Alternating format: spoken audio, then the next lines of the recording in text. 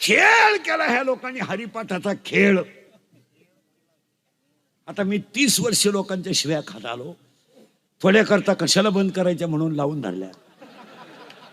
असा माणूस नाही राहिला का त्यानं मला घोडा लावला नाही. आणि माझा एकच गुण आहे, मी फक्त खरं बोलतो. तुमच्या पाया पडून सांगतो, पवित्र ठिकाणी कीर्तन आहे. हरिपाठ हा ग्रंथ नाहीये. जरा माळकरी बिळकरी नीट ऐका. आता गायक वादकांचा आणि काकड्याचा आणि हरिपाठाचा काही संबंध येत नाही. गायक वादकांचा आणि काकड्याचा आणि हरिपाठाचा काही कवडीचा संबंध नाही. आणि त्यांचं ते संप्रदायाचं नाही, ते त्यांचा विषय नाही. गायकांचा वादक पुढे ऐका, पाया पडतो. हरिपाठ ग्रंथ नाहीये. हरिपाठ हा ग्रंथ नाहीये. हरिपाठ हा संप्रदायाचा आत्मा आहे. आत्मा आहे तो. हरिपाठ सगळे भजने ध्यानात ठेवा.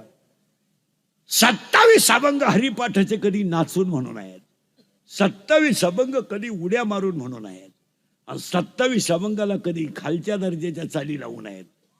का माहितीये तुम्हाला? हरिपाठ हा ग्रंथ नाहीये. हरिपाठ हा संप्रदायाचा आत्मा आहे.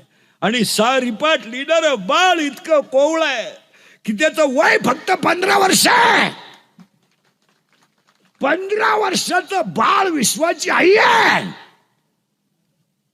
हरिपाठ हा ग्रंथ नाहीये. ग्रंथ नाहीये. खेळ केला आपल्या लोकांनी हरिपाठाचा खेळ. वाक्य सांगू तुम्हाला, ज्ञानेश्वरीपेक्षा 10 पट हरिपाठ अवघड आहे. हरिपाठाची एक ओळ काढायला 1 जन्म लागतो. 1 जन्म. आता तुम्हाला हरिपाठ कानाला गोड का वाटतो? हे जे म्युझिक आहे, पखवाद वादन, याच्यामुळे गोड लागतो.